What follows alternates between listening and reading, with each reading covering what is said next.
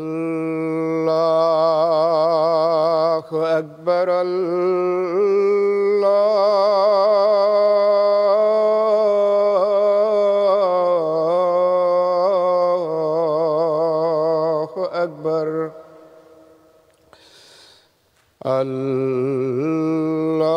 الله أكبر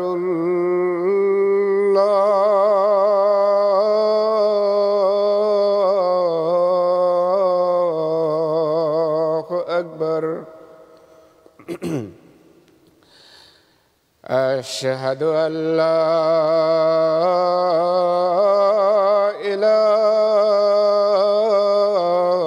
إله إلا الله أشهد أن لا إله إلا الله أشهد أن محمدًا رسول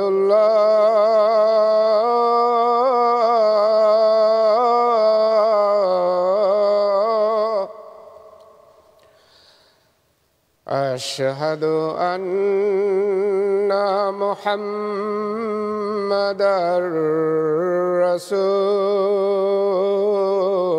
رسول الله حي على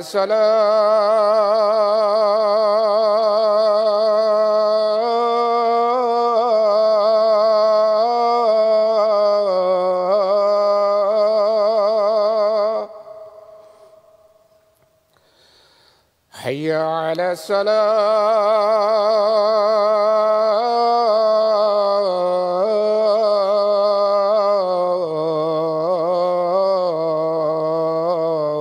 الصلاة حي على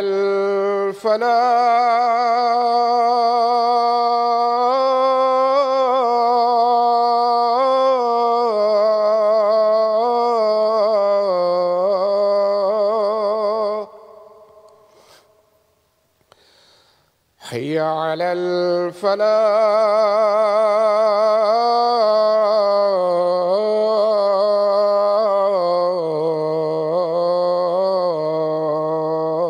الفلاح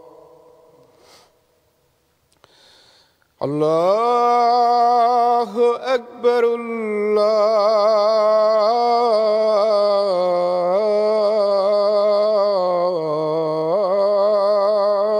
الله أكبر لا إله إلا الله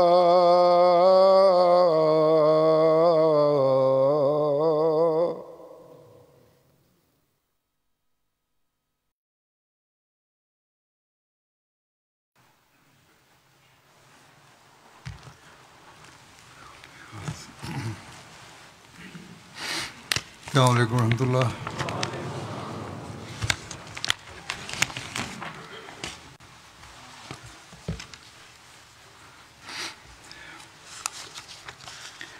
أشهد أن لا إله إلا الله وحده لا شريك له وأشهد أن محمدًا عبده ورسوله أما بعد فأعوذ بالله من الشيطان الرجيم بسم الله الرحمن الرحيم الحمد لله رب العالمين الرحمن الرحيم مالك يوم الدين إياك نعبد وإياك نستعين اهدنا الصراط المستقيم صراط الذين أنعمت عليهم غير المغضوب عليهم ولا الضالين البر حتى تنفقوا مما تحبون وما تنفقوا من شيء فإن الله به عليم এই আয়াতের অনুবাদ হলো, তোমরা পরিপূর্ণ নেকি কখনো অর্জন করতে পারবে না যতক্ষণ তোমাদের পছন্দের জিনিস থেকে খোদার পথে ব্যয় না করো। আর যে জিনিসই তোমরা ব্যয় করো না কেন, আল্লাহ তাআলা অবশ্যই তা খুব ভালোভাবে জানেন। বীর শব্দটি উন্নত ধরনের পুণ্য এবং পরিপূর্ণ পুণ্যকে বলা হয়, যেমনটি আল্লাহ তাআলা পবিত্র কোরআনে বলেছেন যে পরিপূর্ণ নেকি বা পুণ্য তোমরা ততক্ষণ অর্জন করতে পারবে না যতক্ষণ তোমরা তোমাদের প্রিয় জিনিস বা পছন্দের জিনিসকে আল্লাহ তাআলার খাতিরে কুরবান না করবে, আর এগুলো আল্লাহ তাআলার সন্তুষ্টির জন্য খরচ না করবে। অতএব এক প্রকৃত মোমেন যে আল্লাহ তাআলার সন্তুষ্টির সন্ধানে রত থাকে, নেকির সেই মান অর্জনের চেষ্টা করে, আর তার তা করাও উচিত যা তাকে খোদা তাআলার নৈকট্যবর্তী করে। পবিত্র কোরআনে আল্লাহ তাআলা এর নৈকট্য অর্জনের জন্য বিভিন্ন স্থানে বিভিন্নভাবে নসিহত করা হয়েছে, বিভিন্ন পুণ্যের উল্লেখ করা হয়েছে।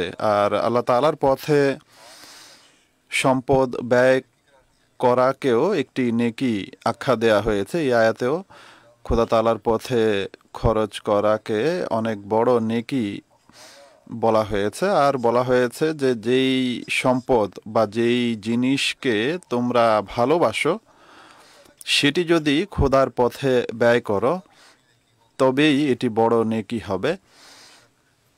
নিঃসন্দেহে আল্লাহ তাআলা প্রতিটি নেকির প্রতিদান দিয়ে থাকেন যা তার সন্তুষ্টি অর্জনের জন্য করা হয়, কিন্তু মানুষের যেহেতু সম্পদের প্রতি এক বিশেষ ভালোবাসা থাকে, তাই এদিকেও বিশেষভাবে দৃষ্টি আকর্ষণ করা হয়েছে। অতএব ঈমান এবং সত্যিকার নেকি ও কুরবানির উন্নত মান সমূহের একটি মান হলো আল্লাহ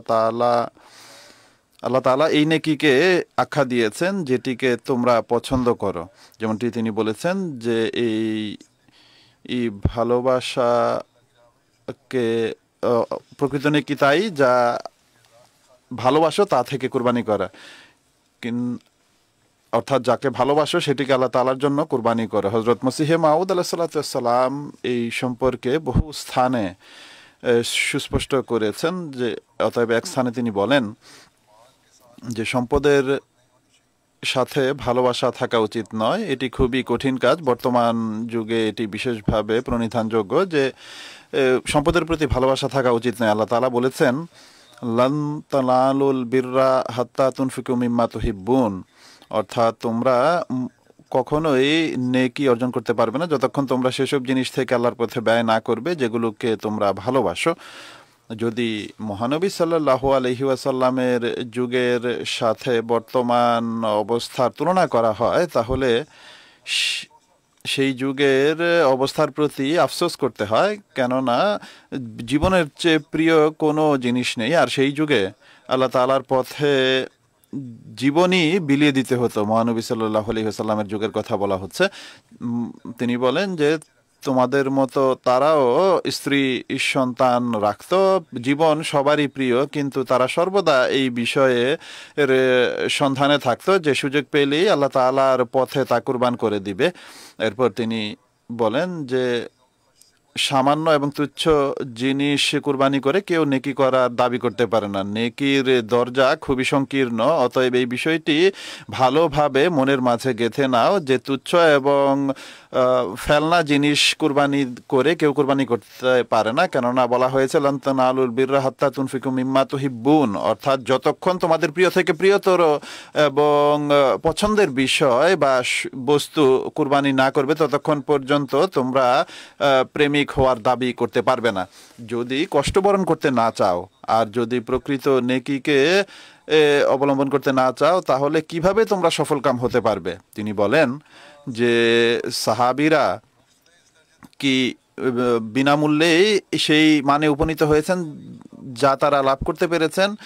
জাগতিক যে কোনো পদ অর্জনের জন্য কত ব্যয় এবং কষ্ট স্বীকার করতে হয়, তবে গিয়ে একটি সামান্য পদ যার মাধ্যমে আন্তরিক প্রশান্তি এবং এক স্বস্তি লাভ হয় তা পাওয়া যায়।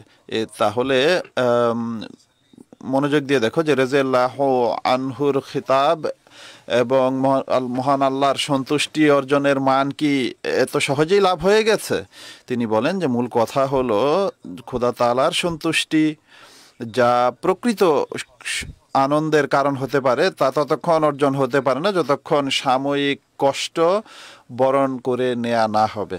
তিনি বলেন যে খোদা তাআলার সাথে প্রতারণা করা সম্ভব নয়। তারা বড়ই মুবারক সত্তা যারা আল্লাহর সন্তুষ্টির জন্য কষ্টের চিন্তা করে না বা পরোয়া করে না, কেননা স্থায়ী আনন্দ এবং স্থায়ী স্বস্তি সেই কষ্টবরণের পরই মোমেনের লাভ হয়। এরপর তিনি বলেন যে পৃথিবীতে মানুষ সম্পদের প্রতি অনেক বেশি ভালোবাসা রাখে। এ কারণেই এই স্বপ্নের ব্যাখ্যা পুস্তকে লেখা আছে যে যদি কোনো ব্যক্তি স্বপ্নে দেখে যে সে নিজের কলিজা বের করে কাউকে দিয়ে দিয়েছে তাহলে এর অর্থ হলো সম্পদ বা মাল। এ কারণেই প্রকৃত তাকওয়া এবং ঈমান অর্জনের জন্য বলা হয়েছে যে লান তানালুল বিররা হাত্তা তুনফিকু মিম্মা তুহিব্বুন, অর্থাৎ প্রকৃত নেকিকে ততক্ষণ লাভ করতে পারবে না যতক্ষণ পর্যন্ত তোমরা নিজেদের প্রিয়তর বস্তু খোদা তাআলার পথে ব্যয় না করবে, কেননা সৃষ্টির প্রতি এই সহানুভূতি এবং সদাচরণের অনেক বড় একটি অংশ সম্পদ ব্যয়ের দাবি রাখে। আর নিজ জাতির লোক এবং খোদার সৃষ্টির প্রতি ভালোবাসা এমন এক বিষয় যা ঈমানের দ্বিতীয় অংশ বা দ্বিতীয় বিষয় যা ব্যতিরেকে ঈমান পূর্ণ হতে পারে না। যতক্ষণ মানুষ দয়াশীল না হবে অন্যের উপকার কিভাবে করতে পারে? উপকার করতে হলে কুরবানি করতে হয়। অন্যের উপকার করা এবং তার প্রতি সহানুভূতি দেখানোর জন্য এই বিষয়টি অত্যাবশ্যকীয়। আর এই আয়াতে লান তানালুল বিররা হাত্তা তুনফিকু মিম্মা তুহিব্বুনে এই শিক্ষাই দেয়া হয়েছে এবং এদিকেই দৃষ্টি আকর্ষণ করা হয়েছে। অতএব সম্পদ আল্লাহ তাআলার পথে ব্যয় করাও মানুষের সৌভাগ্য এবং তাকওয়াশীল হওয়ার মান প্রদর্শন করে।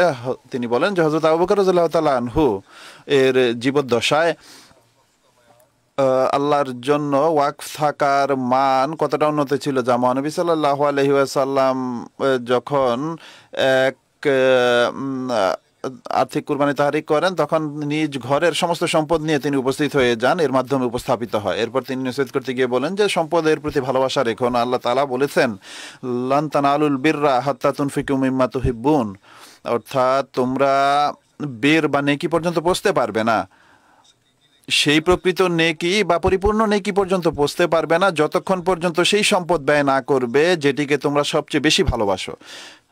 যেমনটি আমি পূর্বেও বলেছি যে বীর হলো সেই নেকি যা উন্নত মানের এবং পরিপূর্ণ নেকি। অতএব এটি হলো সেই গোপন রহস্য যেটিকে জামাতে আহমদিয়ার সদস্যরা সঠিকভাবে অনুধাবন করেছে এবং হযরত মসিহে মাউদ আলাইহিস সালামের তরবিয়তের প্রভাব হলো এই যে আজ পর্যন্ত এই কুরবানির মান আমরা দেখে চলেছি, সেই মান যা সাহাবীরা প্রতিষ্ঠিত করেছেন। এরপর যেগুলোকে হযরত মসিহে মাউদ আলাইহিস সালামের যুগে তার নৈকট্য অর্জনকারীরা এবং তার সাহাবীরা প্রতিষ্ঠিত করেছেন, আর এরপর খেলাফতের যুগে প্রতি এটি যুগেই আমরা এই কুরবানির মান দেখতে পাচ্ছি, আর আজ পর্যন্ত সেই কুরবানি আমরা দেখতে পাই।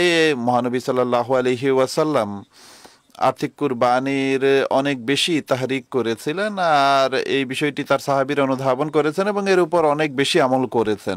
এক রাওয়ায়াতে বর্ণিত হয়েছে যে হযরত ইবনে মাসউদ রাদিয়াল্লাহু তাআলা আনহু বর্ণনা করেন যে মহানবী সাল্লাল্লাহু আলাইহি ওয়াসাল্লাম বলেছেন, দুই ব্যক্তি ছাড়া কারো প্রতি ঈর্ষা রাখা উচিত নয়। এক হলো সেই ব্যক্তি যাকে আল্লাহ তাআলা সম্পদ দিয়েছেন আর সে তা খোদার পথে ব্যয় করেছে, আর দ্বিতীয় হলো সেই ব্যক্তি যাকে আল্লাহ তাআলা জ্ঞান, প্রজ্ঞা এবং অভিজ্ঞতা দিয়েছে, যার মাধ্যমে সে মানুষের মাঝে ফয়সালা করে আর মানুষকে শিক্ষা প্রদান করে। অতএব এই ছিল সেই মান যা মহানবী সাল্লাল্লাহু আলাইহি ওয়াসাল্লাম নিজ সাহাবীদের মাঝে প্রতিষ্ঠিত করার জন্য নসিহত করেছেন, আর এটি প্রতিষ্ঠিত হয়েছেও। এক রাওয়ায়াতে বর্ণিত হয়েছে যে হযরত আবু মাসউদ আনসারী হতে বর্ণিত যে মহানবী সাল্লাল্লাহু আলাইহি ওয়াসাল্লাম যখন সদকা করার কথা বলতেন তখন আমাদের মাঝে কেউ বাজারে চলে যেত, সেখানে পরিশ্রম এবং মজদুরি করত, আর তখন এর বিনিময়ে এক মুদ শস্য পাওয়া যেত। মুদ হলো এক পরিমাপ এর একক, কয়েক কিলো হতো এতে, আর যাই পাওয়া যেত তা সদকা করে দিত। আমাদের চেষ্টা ছিল যেন তাতে অংশগ্রহণ করা যায়, সেই তাহরিকে যা মহানবী সাল্লাল্লাহু আলাইহি ওয়াসাল্লাম করেছেন। আর নিজ উপার্জন দ্বারা অংশ নিতে হবে এমন নয় যে কারো কাছ থেকে চেয়ে অংশ নিব, বরং পরিশ্রম করে তাতে অংশ নেওয়া হতো। রাবি বা বর্ণনাকারী বলেন যে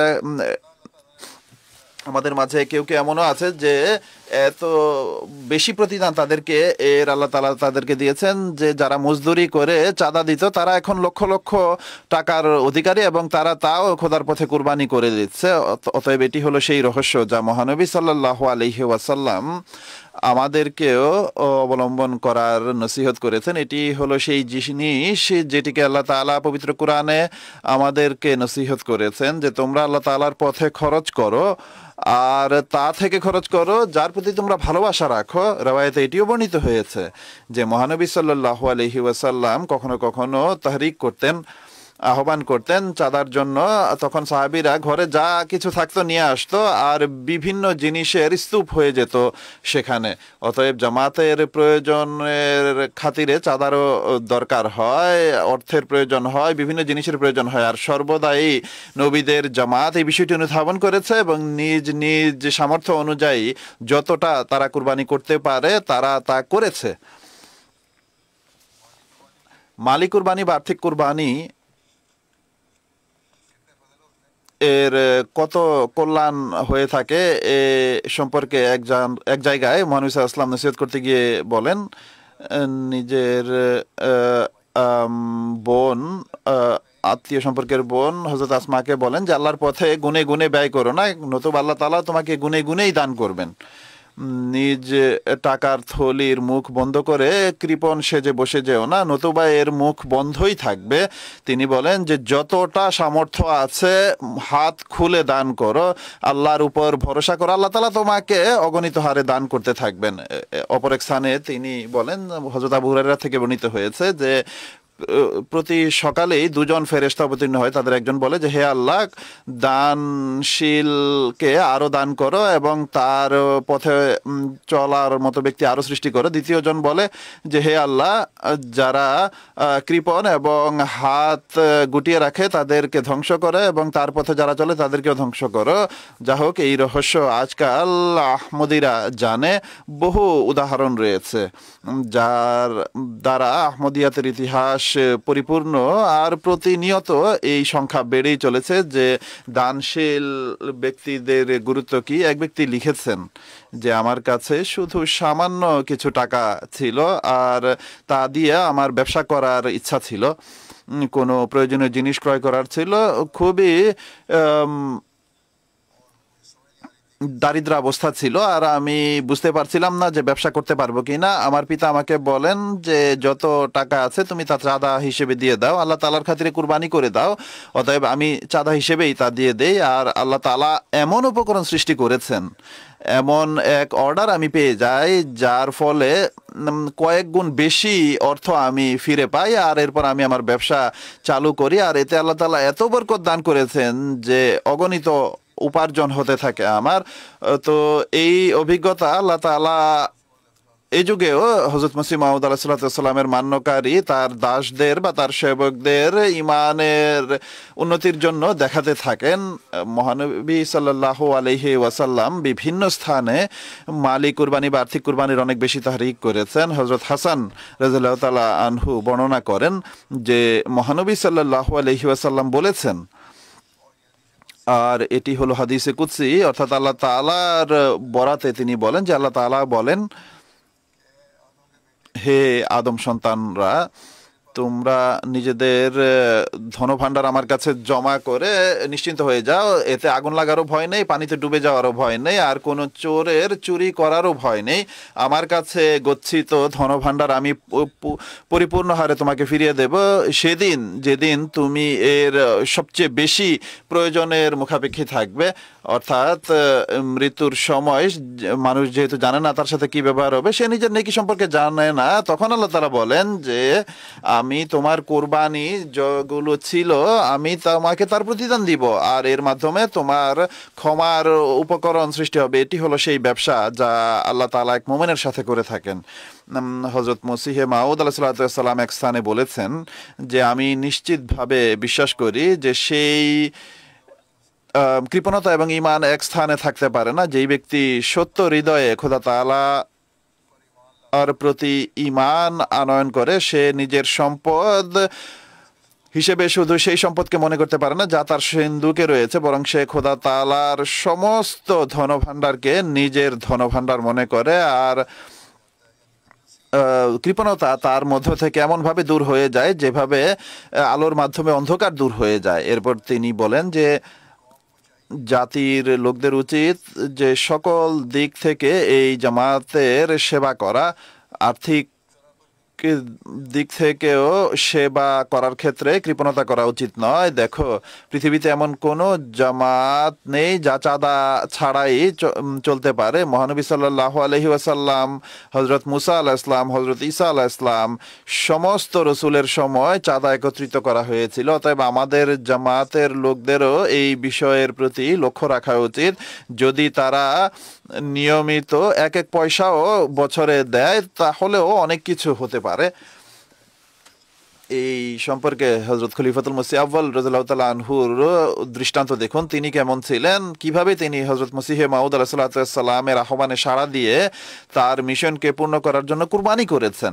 হযরত মসিহে মাউদ আলাইহিস সালাম হযরত খলিফাতুল মসিহ আউয়াল সম্পর্কে লিখেছেন যে আমি যদি অনুমতি দেই তাহলে তিনি তার সব কিছু এই পথে উৎসর্গ করে নিজের আধ্যাত্মিক বন্ধুত্বের মতো দৈহিক বন্ধুত্বেরও অধিকার আদায় করবেন। তার কয়েকটি চিঠি আমি উপস্থাপন করছি, চিঠির কয়েকটি লাইন। হযরত খলিফাতুল মসিহ আউয়াল রাদিয়াল্লাহু তাআলা আনহু হযরত মসিহ মাউদ আলাইহিস সালামকে লিখেছেন যে আমি আপনার পথে উৎসর্গিত, আমার যা কিছু আছে তা আমার নয় বরং আপনার।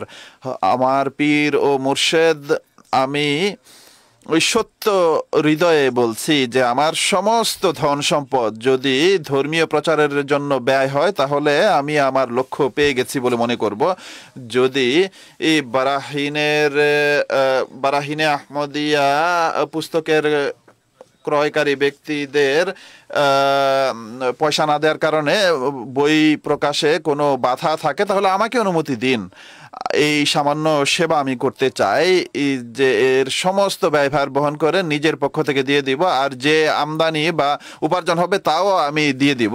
আর তিনি একান্ত বেদনার সাথে বলেন যে আমার সৌভাগ্য, বরং তিনি বলেন যে আমার বাসনা হলো, হযরত মসিহ মাউদ আলাইহিস সালাম বলেন যে আমার বাসনা হলো বারাহিনের সমস্ত খরচ যেন আমার উপর দেয়া হয় বা আমাকে এই ব্যয়ভার বহনের সুযোগ দেওয়া হয়। এটি হলো হযরত খলিফাতুল মসিহ আউয়ালের কুরবানির মান। হযরত খলিফাতুল মসিহ সানি রাদিয়াল্লাহু তাআলা আনহু যখন ওয়াকফে জাদীদের আর তাহরিকে জাদীদের আহ্বান করেন তখন বহু মানুষ, দরিদ্র লোকেরা সামান্য সামান্য অর্থ নিয়ে এসে চাঁদা হিসেবে দেয়া আরম্ভ করে। কেউ মুরগি নিয়ে আসে, কেউ মুরগির ডিম নিয়ে আসে, আর এটি বলে যে আমাদের কাছে যা কিছু ছিল আমরা তা উপস্থাপন করে দিয়েছি। আর সেই যুগেও যেখানে দরিদ্রদের দৃষ্টান্ত হযরত খলিফাতুল মসিহ সানি মুসলিম মাউদ রাদিয়াল্লাহু তাআলা আনহু উপস্থাপন করতেন, তখন কোনো কোনো বুজুর্গদের দৃষ্টান্ত উপস্থাপন করতেন। এরই প্রেক্ষিতে তিনি একটি দৃষ্টান্ত হযরত ডক্টর খলিফা রশিদউদ্দিন সাহেবের উপস্থাপন করেছেন, যিনি হযরত খলিফাতুল মসিহ সানির উম্মে নাসেরের পিতা ছিলেন। অনুরূপভাবে হযরত খলিফাতুল মসিহ সালেসের নানা ছিলেন। হযরত মুসলিম মাউদ রাদিয়াল্লাহু তাআলা আনহু লিখেন যে তিনি যখন এক বন্ধুকে, অর্থাৎ হযরত খলিফা ডক্টর খলিফা রশিদউদ্দিন সাহেব হযরত মুসলিম মাউদ আসলামের দাবি শুনেছেন, তখন তিনি শুনতেই বলেন যে এত বড় দাবিকারী ব্যক্তি মিথ্যাবাদী হতে পারে না, অতএব আমার আর কোনো দলিল প্রমাণের এই প্রয়োজন নেই। এটি এত বড় দাবি যে আর কোনো দলিল আমি শুনতে চাই না, আমি বিশ্বাস করছি যে তিনি মসিহে মাউদ। আর তিনি খুব দ্রুত হযরত মসিহ মাউদ আলাইহিস সালামের হাতে বয়াত করেছেন। হযরত মসিহে মাউদ আলাইহিস সালাম তার নাম নিজের 12 জন হাওয়ারির যে তালিকা তাতে লিখেছেন, আর তার আর্থিক কুরবানির দৃষ্টান্ত এমন ছিল যে হযরত মসিহ মাউদ আলাইহিস সালাম তাকে লিখিতভাবে এই সনদ দিয়েছেন যে আপনি এই জামাতের জন্য এত বেশি কুরবানি করেছেন যে আগামীতে আপনার আর কোনো কুরবানির প্রয়োজন নেই। যদিও তিনি কুরবানি করতে থেকেছেন, কিন্তু হযরত মসিহ মাউদ আলাইহিস সালাম এইভাবে তার প্রতি সন্তুষ্টি প্রকাশ করেছেন। হযরত মুসলিম মাউদ রাদিয়াল্লাহু তাআলা আনহু লিখেন যে হযরত মসিহে মাউদ আলাইহিস সালামের সেই যুগ আমার স্মরণ আছে যখন তার উপর মামলা চলছিল গুরুদাসপুরে, আর তার জন্য তার আলাইহিস সালামের অর্থের প্রয়োজন ছিল। তিনি তার বন্ধুদের কাছে আহ্বান করেন যে যেহেতু খরচ বৃদ্ধি পাচ্ছে, লঙ্গরখানা 2 স্থানে প্রতিষ্ঠিত হয়েছে, একটি কাদিয়ানে আর আরেকটি এখানে গুরুদাসপুরে। হযরত মসিহ মাউদ আলাইহিস সালামের উপস্থিতির কারণে সেখানেও মানুষ আসতে থেকেছে, তাদেরকেও খাবার খাওয়াতে হতো। আর তিনি বলেন যে এছাড়া মামলার জন্য অর্থ খরচ করতে হচ্ছে, অতএব বন্ধুরা ব্যয়ভার বহনের জন্য চাঁদা একত্রিত করুন। যখন এই আহ্বানের কথা ডক্টর সাহেবের কাছে পৌঁছে, তখন যা ঘটে তা হলো সেদিনই তার বেতন 450 রুপি তিনি পান, যা সেই যুগে অনেক বড় এক অঙ্ক ছিল। তিনি তার পুরো বেতন তৎক্ষণাৎ হযরত মসিহ মাউদ আলাইহিস সালামের কাছে পাঠিয়ে দেন। এক বন্ধু প্রশ্ন করেন, ডক্টর সাহেবকে বলেন যে আপনি ঘরের প্রয়োজনের জন্য অন্তত কিছু রেখে দিন। তিনি বলেন যে, অর্থাৎ ডক্টর সাহেব উত্তর দেন যে খোদার মসিহ লিখেছেন যে ধর্মের জন্য এখন প্রয়োজন, তাহলে আমি আর কার জন্যই বা রেখে দিব। অতএব ডাক্তার সাহেব ধর্মের জন্য কোরবানির ক্ষেত্রে এত বেশি অগ্রসর ছিলেন যে হযরত মসিহ মাউদ আলাইহিস সালামের তাকে বাধা দিতে হয়েছে, আর তাকে বলতে হয়েছে যে এখন আর আপনার কোনো কোরবানি করার প্রয়োজন নেই। অতএব এগুলো হলো সেসব দৃষ্টান্ত যা পুরনো সাহাবীরা প্রতিষ্ঠিত করেছেন এবং হযরত মসিহ মাউদ আলাইহিস সালামের সাহাবীরা প্রতিষ্ঠা করেছেন। আর অতঃপর প্রতি খিলাফতের যুগে এসব দৃষ্টান্ত আমরা দেখতে থেকেছি। হযরত মসিহে মাউদ আলাইহিস সালামের যুগের 2-1টি আরো দৃষ্টান্ত উপস্থাপন করছি। হযরত সুফি নবী বক্স সাহেব মুহাজির কাদিয়ান, তিনি বলেন যে একবার আমি সালানা জলসায় উপস্থিত হয়েছি, তখন আমি নিবেদন করি যে আমি একাকিত্বে আলাদাভাবে হযরত মসিহ মাউদ আলাইহিস সালামকে কিছু দিতে চাই। হযরত মসিহ মাউদ আলাইহিস সালাম বলেন যে ভিতরে আসো। তিনি বলেন যে যেই দরজা দিয়ে এসেছিলাম সেটি খোলা ছিল, আর আমার সাথে আরো কয়েকজন ব্যক্তি ভিতরে চলে আসে। আমি নিবেদন করি যে আমার পিতা বলেছেন যে আমরা আমাদের ছেলেকে উন্নত শিক্ষা দিয়েছি, যখন থেকে চাকরি পেয়েছে আমাদের কোনো সেবা করেনি। আমার পিতা অভিযোগ করছেন যে এই ছেলেকে আমরা পড়াশোনা করিয়েছে, সে আমাদের কোনো সাহায্য করে না, আমাদের কোনো আর্থিকভাবে সহযোগিতা করে না। তখন তিনি বলেন যে আমি নিবেদন করি যে হযরত মসিহ মাউদ আলাইহিস সালামের কাছে যে আমার পিতা এই কথা বলেন, যে আমাকে উন্নত পড়াশোনা করিয়েছেন আর আমার কোনো সেবা করে না।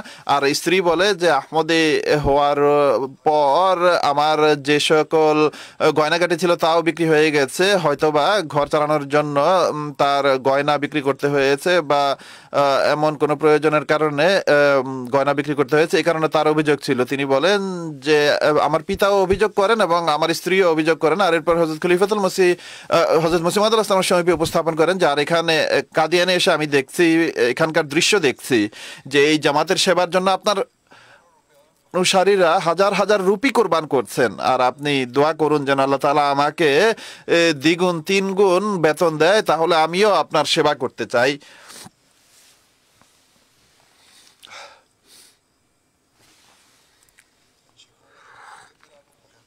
এসব অভিযোগের উল্লেখ করে এরপর তিনি বলেন যে মানুষের দৃষ্টান্ত দেখে আমার মনেও বাসনা জাগে যে আমি তাদের মতো আর্থিক কোরবানি করবো। আর এরপর আল্লাহ তাআলা এমন উপকরণ সৃষ্টি করেছেন যে তার অন্য দেশে চাকরি হয়েছে আর তার বেতনও বৃদ্ধি পেয়েছে। আর এরপর তিনি আর্থিক কোরবানিও করেছেন এবং নিজ ঘরের লোকদেরও সাহায্য সহযোগিতা করেছেন।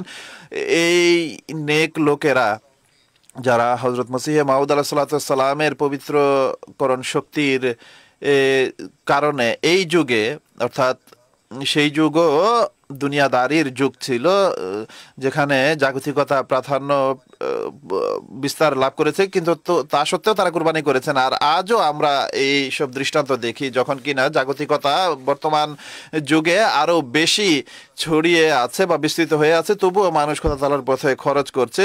অনেক দরিদ্র ব্যক্তি কিভাবে কুরবানি করেন আজও আমরা এসব দৃষ্টান্ত দেখতে পাই। আফ্রিকার কোনো লোক নিজ ঘটনা লিখে পাঠায়, কিন্তু আমি তার পূর্বে হযরত মসিহ মাউউদ আলাইহিস সালামের যুগের দরিদ্রদের দৃষ্টান্ত উপস্থাপন করতে চাই। হযরত কাজী কামরুদ্দিন সাহেব রাদিয়াল্লাহু তাআলা আনহু সাইন দিওয়ান শাহ সম্পর্কে একটি ঘটনা লিখেন যে তিনি বলেন যে আমিও সাই সাহেবের কাছে কখনো কখনো বলতাম যে আপনার কাদিয়ান যাওয়ার কোনো বিশেষ কারণ আছে কি? অনেক বেশি কাদিয়ানে যেতেন তিনি, কেননা যেখানে তার গ্রাম ছিল সাই সাহেব সেদিক দিয়েই যেতেন, কাজী সাহেবের গ্রাম অতিক্রম করে যেতেন আর রাত সেখানে অতিবাহিত করতেন। তিনি বলেন যে সাই দিওয়ান শাহ নারওয়ালের অধিবাসী ছিলেন আর পায়ে হেঁটে তিনি কাদিয়ানে যেতেন, আর কয়েক মাইলের সফর ছিল এটি যা তিনি করতেন নারওয়াল থেকে কাদিয়ান পর্যন্ত। আর তিনি বলেন যে মধ্য দিয়ে শর্টকাট দিয়েও যদি যান তবুও প্রায় 100 মাইল পথ দাঁড়ায় যা তিনি পায়ে হেঁটে পার করতেন। তো তিনি সাই সাহেবকে বলেন যে কাদিয়ান যাওয়া কি বিশেষ কোনো উদ্দেশ্যের কারণে নাকি শুধু মোলাকাতের জন্য যাচ্ছেন যে মসিহ মাউউদ আলাইহিস সালামের সাথে সাক্ষাৎ করে আসি? সাই সাহেব বলেন যে আমি দরিদ্র মানুষ, একে তো মোলাকাতের শখ অবশ্যই আমার আছে হযরত মসিহ মাউউদ আলাইহিস সালামের সাথে, আর দ্বিতীয়ত আমি দরিদ্র এবং চাঁদা দিতে পারি না যেভাবে অন্যান্যরা দেয় বা ধনীরা দেয় হাজার হাজার শত শত রুপি। তাই যায় যে মেহমানখানার চারপাই বানিয়ে দিব আর এর মাধ্যমে আমার চাঁদা আদায় করা হবে বা চাঁদার বোঝ আমার কাঁধ থেকে নেমে যাবে, অর্থাৎ চাঁদা না দেওয়ার কারণে যে মনোকষ্ট তা কিছুটা হলেও দূর হবে।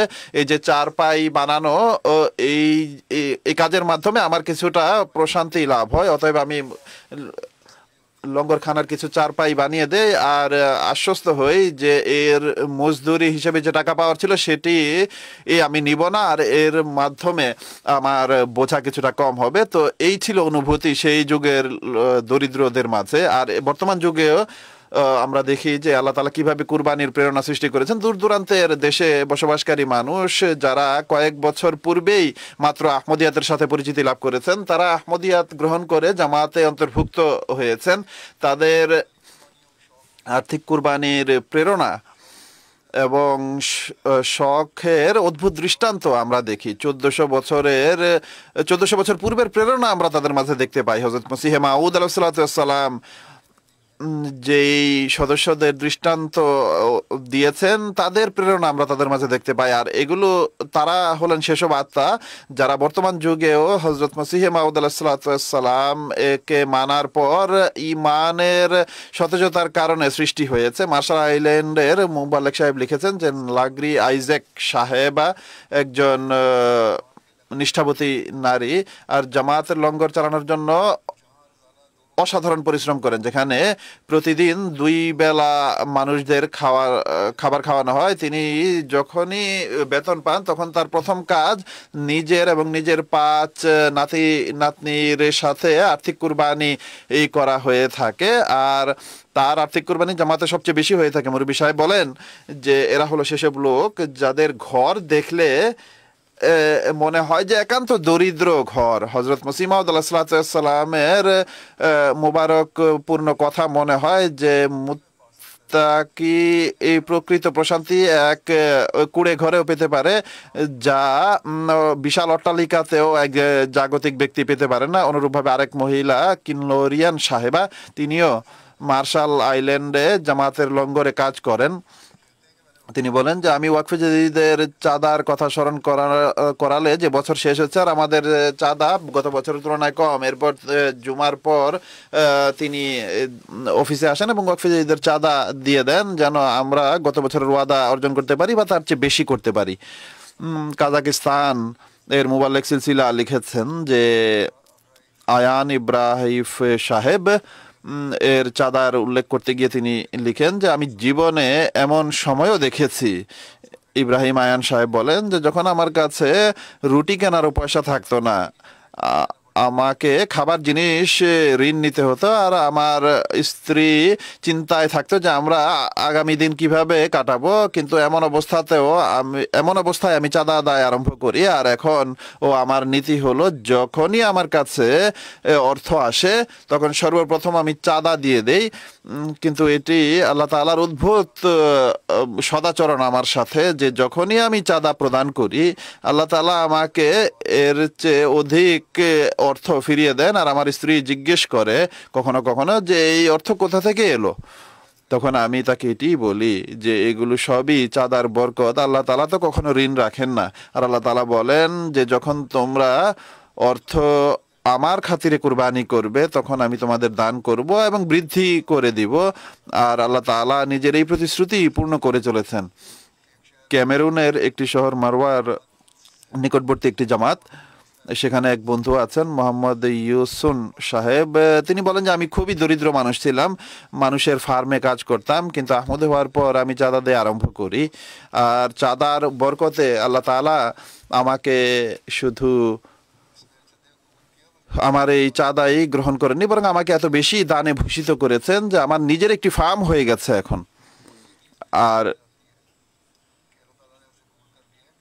এ দ্বারাই বোঝা যায় যে আমার এই দান আল্লাহ তাআলা গ্রহণ করেছেন, কেননা আল্লাহ তাআলা আমাকে অনেক বেশি প্রতিদান দিয়েছেন। আর নিজের একটি ফার্ম প্রতিষ্ঠিত, কোথায় আমি মজদুরি করতাম ফার্মে, মানুষের ফার্মে, আর এখন আমার নিজের ফার্ম আছে। নাইজারের একটি দরিদ্র জামাত, সেখানকার মুবাল্লিগ সাহেব লিখেছেন যে একজন আহমদি লাওলি সাহেব তিনি বলেন যে আমি টাইগার নেট চাষ করি, আর আমি বললাম যে এর 1/10 চাঁদা হিসেবে দিয়ে দেবো, কিন্তু মনে মনে আমি ঠিক করে রেখেছিলাম, আমি বলিনি কিন্তু মনে মনে ঠিক করে রেখেছিলাম। কিন্তু অবস্থা এমন হয়, অনেক বেশি বৃষ্টি হয় আর ফসল নষ্ট হওয়ার আশঙ্কা ছিল। আশেপাশের প্রতিবেশীদের ফসল নষ্ট হয়ে যায়, অনেক কম ফসল হয় তাদের। কিন্তু আল্লাহ তাআলা আমার ফসলে এত বেশি বরকত দান করেছেন যে যেখানে মানুষ আমার চেয়ে বেশি জমিতে 5 বা 6 ব্যাগ পেত, সেখানে আমি 10 ব্যাগ ফসল লাভ করি। এমনকি 11 ব্যাগও আমি লাভ করতে থাকি। আর যেখানে যখন ফসল খারাপ হওয়ার আশঙ্কা দেখা দেয় তখন মানুষ চাইলে বেশি দামে বিক্রি করতে পারে, কিন্তু তিনি যেহেতু পয়সার লোভ করেননি, আল্লাহ তাআলার সাথে ওয়াদা করেছিলেন, তাই তিনি আর কাউকে যেহেতু এই কথা বলেননি, মনে মনে আল্লাহ তাআলার সাথে প্রতিশ্রুতি দিয়েছিলেন, তাই আল্লাহ তাআলার খাতিরে কুরবানির জন্য প্রস্তুত হয়ে যান। আর নিজ ওয়াদা অনুযায়ী তিনি 11তম ব্যাগ যা তিনি জামাতকে চাঁদা হিসেবে দেওয়ার ছিল তা দিয়ে দেন। আর লোভ করেননি। আর অতএব এইগুলো হলো সেসব দৃষ্টান্ত যা আমরা আজও জামাতের মাঝে দেখতে পাই এবং বিভিন্ন দেশে দেখতে পাই। গাম্বিয়ার একটি জামাত ইয়োরোবাওয়েল, সেখানকার প্রেসিডেন্ট সাহেব বলেন তিনি কোথাও থেকে অর্থ পেয়েছেন যা তিনি 2 ভাগে ভাগ করেন। একটি অংশ চাঁদার জন্য রেখে দেন আর দ্বিতীয় অংশটি ব্যক্তিগত ব্যবহারের জন্য রাখেন। দুর্ভাগ্যক্রমে তার ব্যক্তিগত অ- ব্যবহারের জন্য রাখা অর্থ হারিয়ে যায়। এখন শুধু চাঁদার অর্থই ছিল, কিন্তু তা সত্ত্বেও তিনি ব্যক্তিগত প্রয়োজন থাকা সত্ত্বেও তিনি চাঁদার জন্য রাখা অর্থ ব্যবহার করেননি, আর কোনো অজুহাত দেখাননি যে হারিয়ে গেছে তাই এখান থেকে অর্ধেক খরচ করে ফেলি। তিনি বলেন যে না, চাঁদার জন্য যেই অর্থ আমি পৃথক রেখেছিলাম সেটি আমি চাঁদা হিসেবেই দিব এবং আমি তা চাঁদা হিসেবে দিয়ে দেই। আল্লাহ তাআলা যা করেছেন তা হলো কিছুদিন পর সেই হারানো অর্থ আমি ফিরে পাই আর তার প্রয়োজন পূর্ণ হয়ে যায়।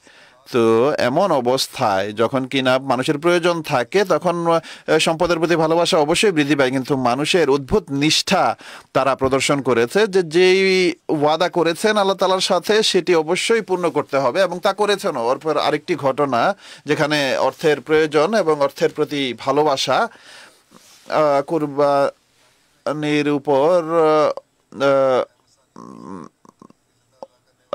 প্রাধান্য পায়নি। প্রতি বছর দেশের নাম বুঝতে পারিনি এক সদস্য রীতিমতো চাঁদা আদায় করেন। এবছর ফসল নষ্ট হয়ে যায়, তাই আমাদের ধারণা হয় যে মানুষ বেশি চাঁদা দিতে পারবে না, তাই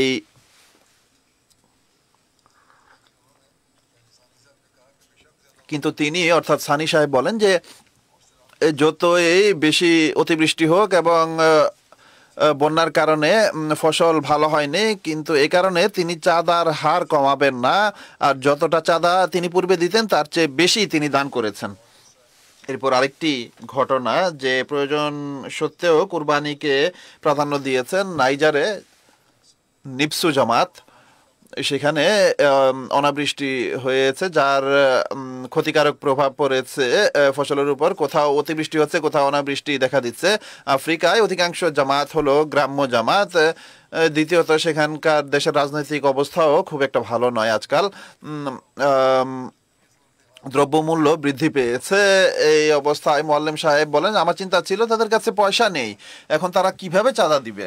কিন্তু যখন গ্রামের লোকদের বলি যে ওয়াকফে ঈদের বছর শেষ হতে যাচ্ছে, তখন সেখানে একজন আছেন শাফি আঙ্গুল সাহেব, তিনি দাঁড়িয়ে বলেন যে প্রতি বছর আমরা রীতিমতো চাঁদা প্রদান করি, আর এমন কোনো বছর যায়নি যখন আল্লাহ তাআলা আমাদেরকে এর চেয়ে অধিক হারে দান করেননি। তাই আমরা যা চাঁদা দেই তার চেয়ে অধিক তিনি দান করেন এবং আমাদের অর্থনৈতিক অবস্থা ঠিক হয়ে যায়। তাই দারিদ্র অবস্থা সত্ত্বেও আমরা পিছনে সরব না, আমরা চাঁদা দিব, এবং তিনি চাঁদা দিয়েছেন। আর এখানেও সেই একই দৃষ্টান্ত আমরা দেখি যে অর্থের প্রতি ভালোবাসা তার মনে প্রভাব বিস্তার করতে পারেননি। তানজানিয়ার এক বন্ধু বলেন যে চাঁদার বরকত সম্পর্কে যখন আমি জানতে পারি তখন আমি প্রতি মাসে একটি বিশেষ অংশ চাঁদা হিসেবে দেওয়ার জন্য নির্ধারণ করি, আর এর বরকতে আমার কাজ বৃদ্ধি পেতে থাকে, আল্লাহ তাআলা আমার রিজিক বর্ধিত করতে থাকেন। তিনি বলেন যে একবার চাঁদার জন্য মোয়াল্লেম সাহেব আমাকে বললে আমার কাছে কিছু টাকা ছিল যা আমি এক বিশেষ প্রয়োজনে রেখেছিলাম। আমার ব্যবসা ছিল, তার জন্য আমি সেই অর্থ রেখেছিলাম, কিন্তু যখন চাঁদার আহ্বান আসে তখন আমি তা চাঁদা হিসেবে দিয়ে দিই। আর ফোন করে সেদিন যে মাল বিক্রি করা ছিল তাকে ফোন করে বলি যে আমার কাছে পয়সা নেই, তাই আমি তোমার কাছ থেকে মাল নিতে পারবো না যা আমার নেয়ার ছিল। তখন সে বলে যে কোনো সমস্যা নেই, তুমি যেই মাল নিতে চাও তার অর্ধেক অর্থ তো তুমি পূর্বেই দিয়ে দিয়েছো, আর বাকি পয়সা তুমি পরে দিয়ে দিও।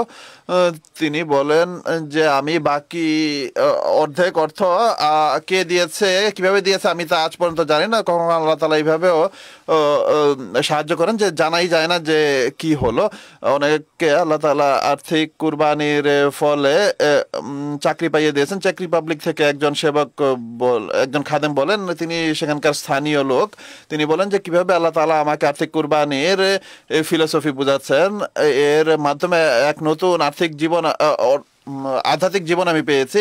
আমার সঙ্গীদের আমি দেখি যে তারা চিন্তার অবস্থায় দিনাতিপাত করছে, কিন্তু আমি এক প্রশান্তি লাভ করছি যারা যেখানে সবাই অর্থ জমা করতে ব্যস্ত, সেখানে আমার অবস্থা হলো যে পয়সাই আসে আমার হাতে তা আমি খোদার পথে কুরবানি করে দেই। আমার বন্ধুরা আমাকে বলে যে এর কোনো লাভ হবে না, কিন্তু আমার খোদা সাক্ষী যে আমার জীবন এরই সাথে সম্পৃক্ত। তিনি বলেন যে আমি আমার ফিল্ডে চাকরির সন্ধানে ছিলাম, খুবই কঠিন অবস্থা ছিল, খোদা তাআলার কৃপা চাঁদার বরকতে তা দূর হয়ে যায়। আমার কাছে বাসস্থান ছিল না, আল্লাহ তাআলা বাসস্থানের ব্যবস্থা করে দিয়েছেন। তিনি বলেন যে পূর্বে আমার পকেট সবসময় খালি থাকতো, কিন্তু এখন আল্লাহ তাআলার কৃপা কৃপায় আমার পকেট সবসময় ভরা থাকে, চাঁদাও দেই, আর চাঁদা দিলেও আল্লাহ তাআলা পুনরায় তা পূর্ণ করে দেন, আমার পকেট পূর্ণ করে দেন। ইন্ডিয়া থেকে সেখানকার ইন্সপেক্টর সাহেব লিখেন যে এক বন্ধুর ওয়াকফেদের চাঁদা 24,000 বাকি ছিল। কয়েকদিন বাকি থাকতে তিনি বলেন যে কয়েকদিনের মাঝে আমাকে এই টাকা দিতে হবে। আমি তাকে বলি যে এটি ওয়াকফেদের বছর শেষ হতে যাচ্ছে, আপনি দেখুন যাই আপনি ভালো মনে করেন, দিতে চান নাকি পরবর্তীতে দিবেন। তিনি বলেন যে আল্লাহ তাআলার উপর ভরসা করছি এবং তার কাছে থাকা টাকা তিনি চাঁদা হিসেবে দিয়ে দেন। দ্বিতীয় দিন তার ফোন আসে যে আমার অনেক বড় এক ব্যবসায়িক অঙ্ক কারো কাছে আটকে ছিল, কিন্তু সেখান থেকে পাওয়ার আশা ছিল না, কিন্তু সেখান থেকে হঠাৎ আমি 50,000 টাকা পেয়ে যাই। যদিও পূর্ণ টাকা ছিল না, অর্ধেক ছিল, কিন্তু তাও আমি তা পেয়ে যাই। তো ব্যক্তিগত প্রয়োজন বাদ দিয়ে যখন জামাতের প্রয়োজনে বা আহ্বানে সাড়া দিয়েছো তুমি, তো আল্লাহ তাআলা এইভাবে তার সাথে ব্যবহার করেছেন।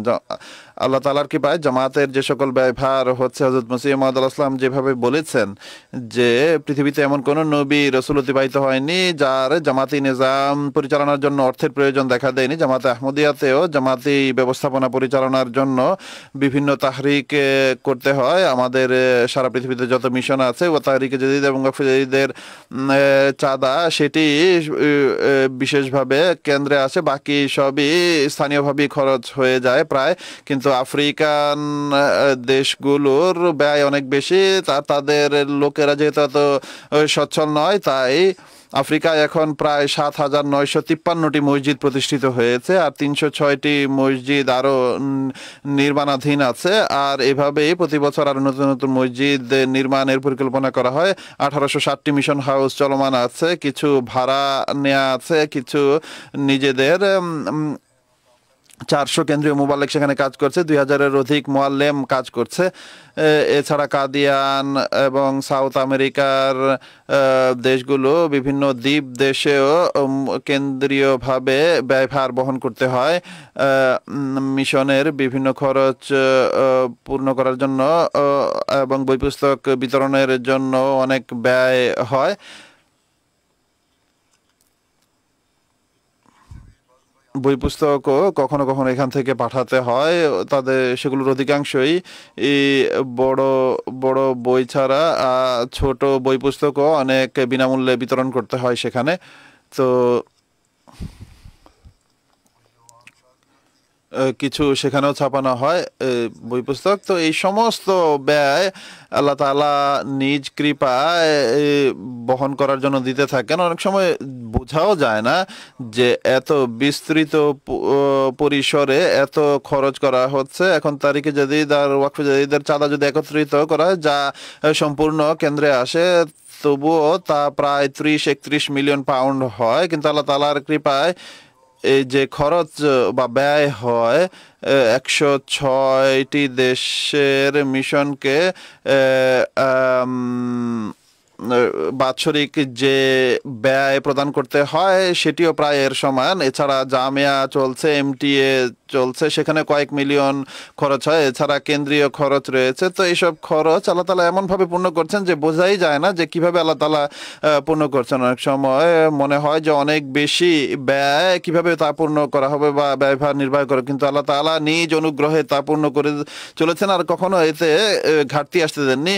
তো এসব মিশন আল্লাহ তাআলার কৃপায় চলমান আছে, এগুলোতে কাজ হচ্ছে। আল্লাহ হযরত মসিহ মাউদ আলাইহিস সালাম এর সাথে আল্লাহ তাআলা যে প্রতিশ্রুতি দিয়েছিলেন যে অর্থ আমি তোমাকে দিব, এবং সেই অর্থ দিচ্ছেনও। আল্লাহ তাআলা জামাতকে এটিকে সঠিকভাবে ব্যয় করার ও তৌফিক জামাতকে সর্বদা দিতে থাকুন। সঠিকভাবে ব্যয় করার তৌফিক দিন, আর কখনো এই ক্ষেত্রে কোনো অনিয়ম না হোক। হযরত মুসলিম মাউদ আলাইহিস সালাম বলেন যে তোমাদের জন্য সম্ভব নয় যে সম্পদকেও ভালোবাসবে এবং খোদা তাআলাকেও ভালোবাসবে, শুধু একজনের প্রতি ভালোবাসা থাকা সম্ভব। তাই সৌভাগ্যবান তারা যারা খোদার প্রতি ভালোবাসা রাখে। যদি তোমাদের মধ্য থেকে কোনো ব্যক্তি খোদা তাআলাকে ভালোবেসে তার পথে সম্পদ ব্যয় করে, তাহলে আমি নিশ্চিত বিশ্বাস করি যে তার সম্পদে অন্যদের তুলনায় অধিক বরকত দান করা হবে, কেননা সম্পদ নিজে নিজে আসে না, বরং খোদা তাআলার ইচ্ছা অনুসারে আসে।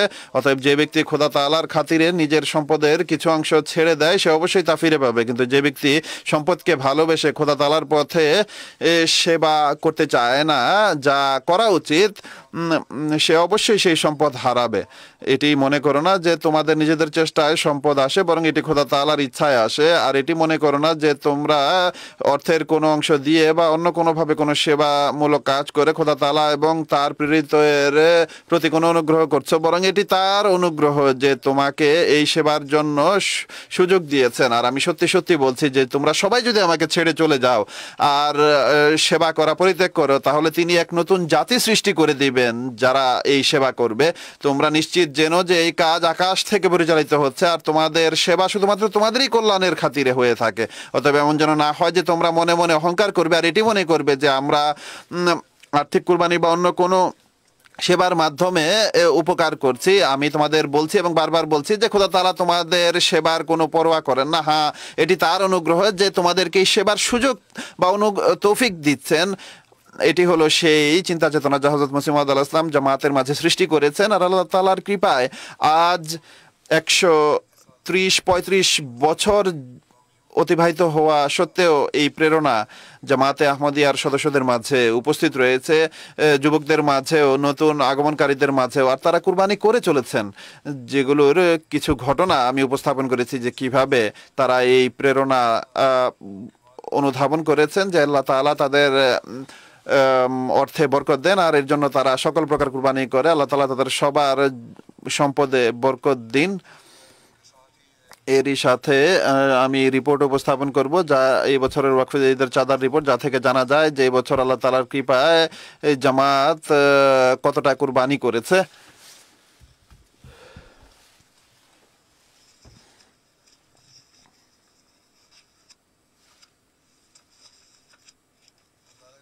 আল্লাহ তাআলার কৃপায় ওয়াকফে জাদিদের 67তম বছর শেষ হয়েছে 31 ডিসেম্বর তারিখে, আর জামাতে আহমদিয়ার 1,36,81,000 পাউন্ড, প্রায় 14 মিলিয়ন পাউন্ডের আর্থিক কুরবানি হয়েছে। এটি গত বছরের তুলনায় 7,36,000 পাউন্ড বেশি, আলহামদুলিল্লাহ। আর এতে কুরবানির ক্ষেত্রে বা কুরবানির দিক দিয়ে বা অর্থের দিক দিয়ে প্রথম স্থানে ইউকে রয়েছে। তাদের এবং কানাডার খুবই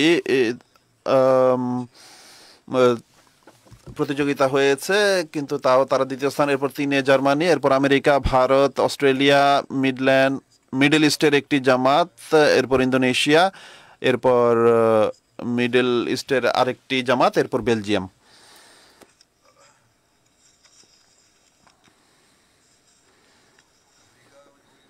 আফ্রিকায় সামগ্রিক আদায়ের দিক থেকে যে জামাতগুলো রয়েছে যথাক্রমে ঘানা প্রথম স্থানে, মরিশাস দ্বিতীয় স্থানে, এরপর বুরকিনা ফাসো। এখানেও খুবই সংকীর্ণ অবস্থা, কিন্তু তা সত্ত্বেও তারা কুরবানি করছে এবং অনেক স্থানের রিপোর্ট এখনো পাওয়া যায়নি তাদের সাথে সঠিক যোগাযোগ নিয়ে। এরপর Tanzania, Liberia, Gambia, Nigeria, Sierra Leone, Benin, Congo Kinshasa. ওয়াকফে জাদিদের খাতে অংশগ্রহণকারীদের ক্ষেত্রে যে রিপোর্ট এসেছে প্রায় 15,51,000 বা 91,000 বলেছেন হুজুর। আর গত বছরের তুলনায় চাঁদা আদায়কারীদের সংখ্যায় যে বৃদ্ধি ঘটেছে,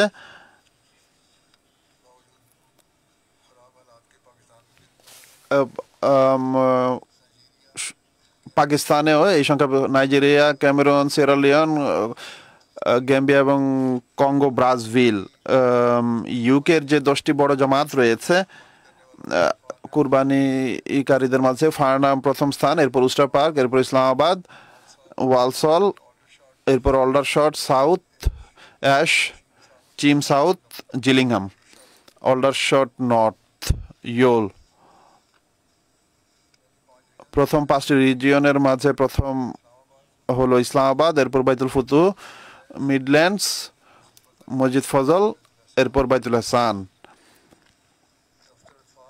আতফাল দপ্তরের দিক থেকে ওয়াকফে জাদিদের পৃথক হিসাব এর মাঝে প্রথম 10টি হলো অলডারশট নর্থ, এরপর ফারনাম, ash, অলডারশট South, Bordon, Cheam South, Islamabad, Roehampton, Vale, Manchester North, Walsall. এগুলো হলো আতফালদের জামাত। কানাডার এমারতগুলো হলো Vaughan, Calgary, Peace Village, Vancouver, Toronto West, Roehampton East, এরপর টরন্টো। আর কানাডার 10টি বড় জামাত হলো হ্যামিল্টন প্রথম স্থানে, এরপর এডমিন্টন ওয়েস্ট, এরপর হ্যামিল্টন মাউন্টেন, এরপর মিল্টন ওয়েস্ট, এরপর Baitur Rahman, Saskatoon, Durham West, Regina, Montreal West, Baitul Afiyat, সিসকাটন, Winnipeg, এড্রিড, লাইডমিনিস্টার, এরপর ফাউন্ডল্যান্ড। আর আতফালদের দপ্তরের ক্ষেত্রে উল্লেখযোগ্য ইমারতগুলো হলো Vaughan, Toronto West, Vancouver, Peace Village, Calgary, Mississauga, Roehampton East, Roehampton West, Toronto. জামাতগুলোর মাঝে দফতর আতফালে প্রথম স্থানে ডারহাম ওয়েস্ট, হাদিকায় Ahmad, Bradford East, Montreal West, Hamilton East, Hamilton Mountain, Ashfield, Milton West, Windsor. জার্মানির 5টি স্থানীয় ইমারতের মাঝে হ্যামবুর্গ প্রথম স্থানে, এরপর ফ্র্যাঙ্কফুর্ট, উইসবাদেন, গ্রসগ্রাউ, এডস্টেড। প্রথম 10টি জামাত হলো, পূর্বের গুলো ইমারত ছিল, এগুলো জামাত রোডগাঁও, নিডা, রুইডারমার্ক, ফ্লোরেসহাইম, নোহেবেট, কোবলেন্স, ওয়েনগার্ডেন, পিনেবার্গ, ওয়েলডেন, নুইস। আতফালদের দপ্তরের ক্ষেত্রে রিজিয়নগুলো হলো উইসবাদেন, হ্যামবার্গ, হেসেন, জুদিস্ট, উইসবাদেন, ওয়েস্টবাদেন, ডিটসেনবাখ। আমেরিকার 10টি জামাত হলো ম্যারিল্যান্ড প্রথম স্থানে, লস অ্যাঞ্জেলেস দ্বিতীয় স্থানে, North Virginia, Silicon Valley, Seattle, Detroit, Chicago, Dallas, South Virginia, Western. আতফাল দপ্তরের দিক থেকে তাদের 10টি জামাত হলো সিয়াটল, এরপর Philadelphia, North Virginia, Georgia, Carolina, Chicago, Austin, Dallas, Oshkosh, Detroit, Maryland. পাকিস্তানের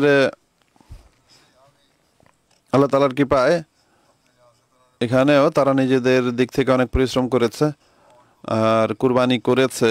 এই ক্ষেত্রে প্রথম স্থানে এখানে লাহোর রয়েছে, এরপর দ্বিতীয় স্থানে রয়েছে রাবওয়া, এরপর তৃতীয় স্থানে করাচি। আর জেলার পজিশন হলো প্রাপ্তবয়স্কদের ইসলামাবাদ 1, সিয়ালকোট দ্বিতীয় স্থান, ফয়সালাবাদ, গুজরাত, গুজরাওয়ালা, সরগোদা, উমরকোট, মুলতান, হায়দ্রাবাদ, মিরপুর খাস। প্রথম 10টি জামাত হলো ইসলামাবাদ, এরপর টাউনশিপ লাহোর, দারুজিকর লাহোর, আজিজাবাদ করাচি, আল্লামা ইকবাল টাউন লাহোর, সামানাবাদ লাহোর, বাইতুল ফজল ফয়সলাবাদ, মুলতান শহর, দিল্লি গেট লাহোর, গুজরাওয়ালা শহর। আতফালের 3টি বড় জামাত হলো লাহোর, দ্বিতীয় স্থানে রাবুয়া, 3 করাচি। আর দফতর আতফালে জেলাগুলো হলো ইসলামাবাদ, সিয়ালকোট, নারোয়াল, উমরকোট, রাওয়ালপিন্ডি, গুজরাওয়ালা, মিরপুর খাস, গুজরাত, হায়দ্রাবাদ, শেখুপুরা।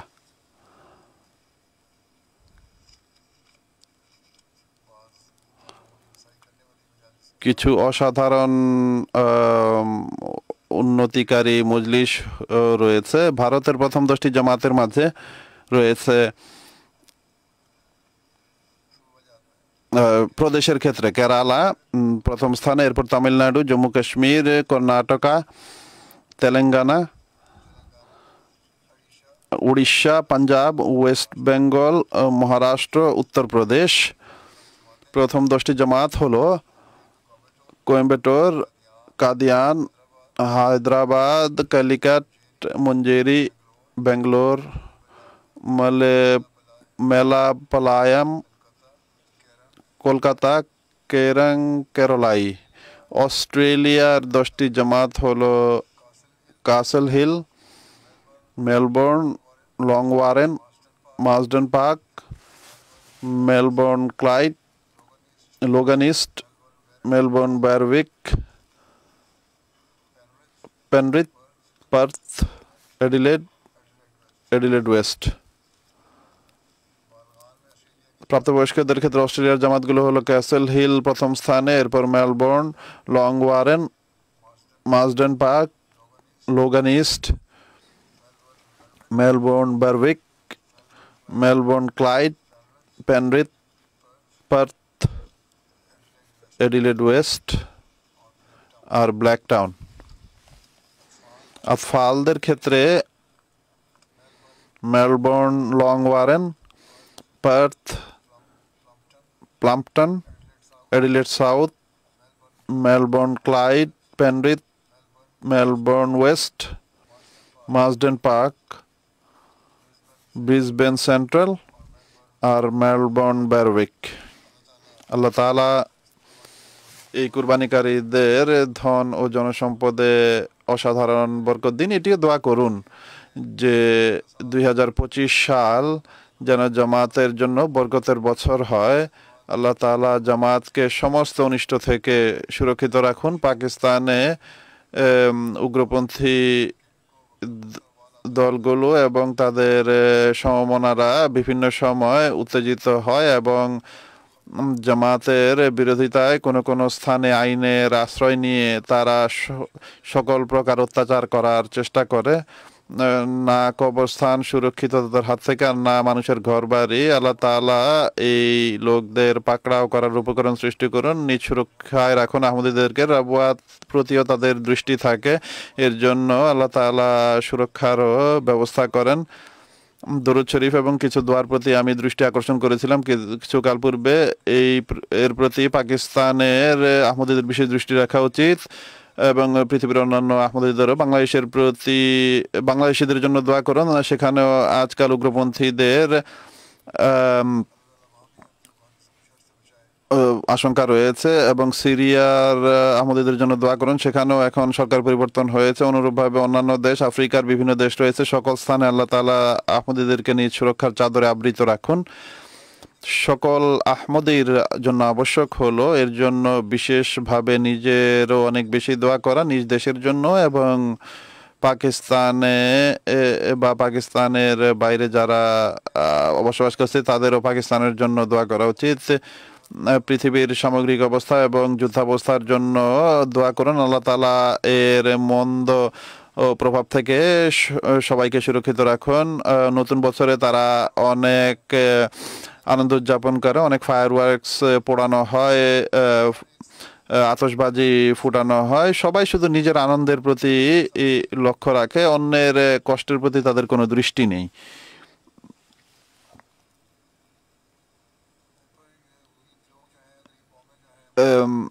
দরিদ্র জাতি এবং শ্রেণী যারা রয়েছে তাদের প্রতি শক্তিশালী রাষ্ট্রগুলো অন্যায় করে চলেছে। আল্লাহ তাআলা এই বছরে এই সমস্ত শক্তিশালী রাষ্ট্রগুলোর যে অসৎ উদ্দেশ্য রয়েছে সেগুলোকে ব্যর্থ করুন এবং আমরা পৃথিবীতে এক ঐক্য প্রতিষ্ঠিত হতে যেন দেখতে পাই। আল্লাহ তাআলা আমাদের সবাইকে সেই তৌফিক দান করুন।